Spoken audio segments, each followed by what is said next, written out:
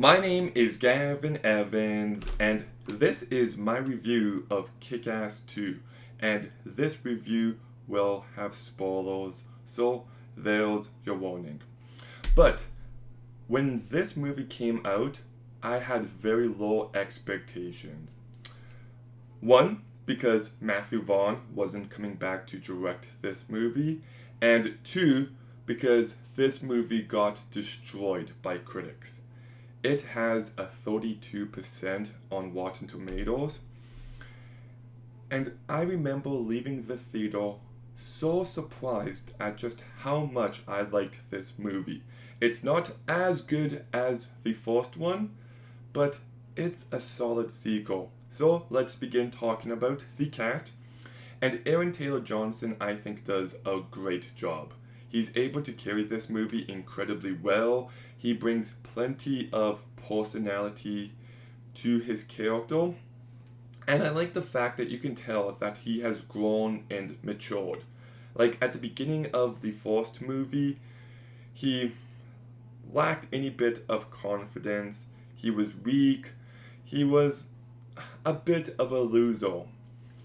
But by the end of this movie, he's actually become a badass, and like the final shot of this movie, like he is jacked. So you really do believe that this character has transformed. Chloe Grace Moretz is still the standout. She just nails every single thing she needed to. She brings plenty of personality and energy to this movie. She can be a badass, she can be funny, and she can also bring emotional weight when needed. I think it's a shame that her career kind of dipped off after 2013 because she really was and is a talented actress. Christopher Mintz-Plasse, I think, does a pretty good job. He's more over the top here, and in some ways that works for me, in other ways it doesn't, so it's still a good enough performance. Jim Carrey is in this movie, and he doesn't really feel like Jim Carrey here, but I still thought he did a pretty good job. I wish he was in the movie more though. Morris Chestnut, I thought did a real good job. I thought he had plenty to do and he nailed it. Clark Duke has more to do here, and he's still a very likable character. But they recasted Evan Peters with Augustus Prew, and I thought he was really bland, and I do not like the way his character was written at all.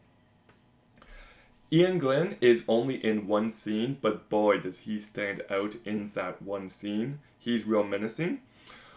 Another big standout is Olga Koklina. She plays Mother Russia, who was a fantastic new addition. Like, especially because we see Hit Girl just kick everyone's ass.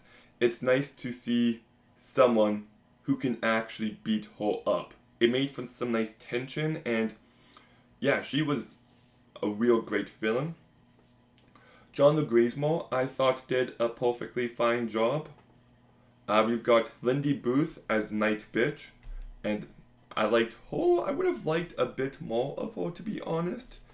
Donald Faison as Captain Gravity, I think was his name, but he's perfectly fine. Garrett M. Brown plays Dave's dad, and he actually has more to do here, and I really like that. I like how he ties into the plot. And we've got Claudia Lee as Brooke, who is so unlikable and so bitchy in the best way possible.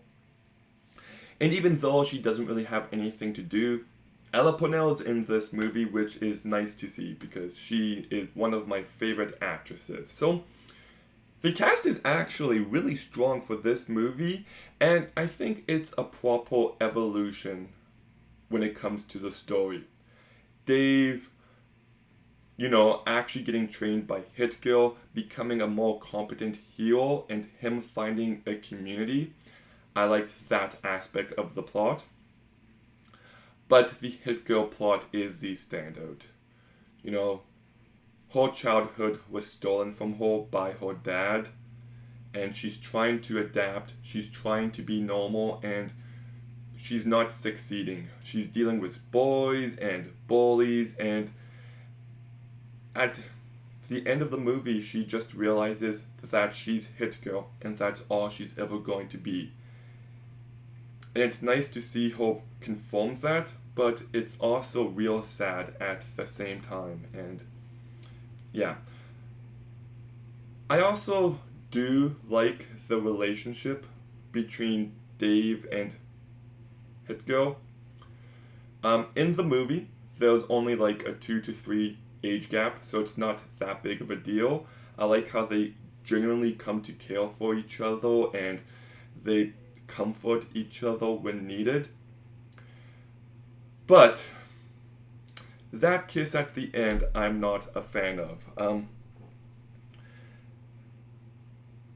Because in real life, Aaron Taylor Johnson was 22, I believe, at the time of filming this movie, and Chloe Grace Moretz was 15. And that's just not appropriate. That's not okay. So I really don't like that decision, not based on anything in the movie, but in the real life facts. I think a hug would have been a perfectly fine substitute.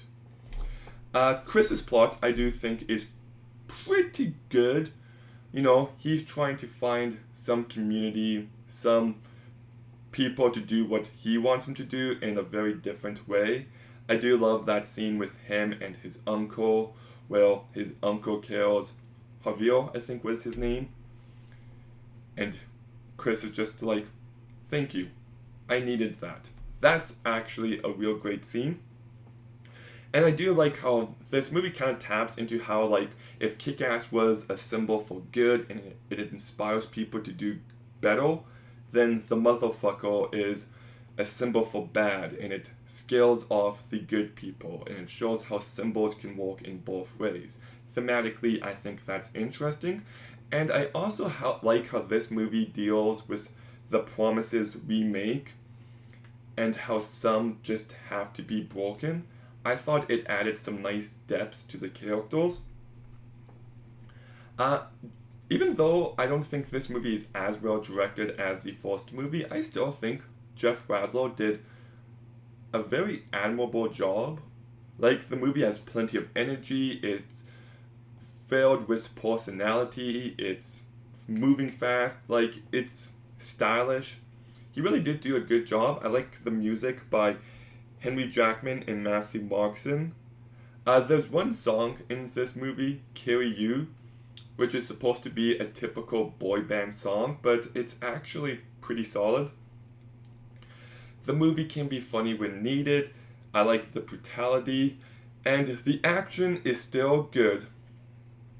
But I'm also a little mixed on it because the van scene is my favorite moment of this movie, but at the same time, Hit Girl could not have known where Dave was in the van, and the fact that nobody shoots her, that scene suspends disbelief a little too much. It's still the standout, but questionable at the same time. And the final battle, like, it does look a little lame, like it's a Comic-Con convention, but I also think that's intentional. I do love how Hit Girl ends up taking down Mother Russia with stabbing her with all those pieces of glass. That was real great. So, yes, I actually do think it's a really good sequel. The plot is good, the character work is good, and I like the way this movie ends. Do have a few other issues. The opening is messy because Dave is saying how he quit being Kick-Ass, but then he misses it, so then he comes back as Kick-Ass, and now he's training with Hit Girl. And I just feel like we didn't need that entire plot where he quits Kick-Ass for like 1 minute. I didn't like the fact that Katie breaks up with Dave in the most terribly written way. and it turns out she was cheating on him, that just seems completely out of character. Like I said, everything with Todd sucks. And the ending's a little confusing because he's saying that superheroes can't exist. We need real heroes. But I'm going to be a superhero still. Just a little off. But yeah, once again, I do really like so much about this movie. The cast is great, the story is great, it's well made. I do think there's a few weaker aspects every now and then, and that final kiss based on the real life age difference is gross. So I'll only give Kick-Ass 2 a 7 out of 10. It's still worth watching though. But Kick-Ass 2, have you seen it? What did you think? Let me know in the comments down below. Make sure you like, comment, subscribe. Stay tuned for more videos soon. And Gavin out.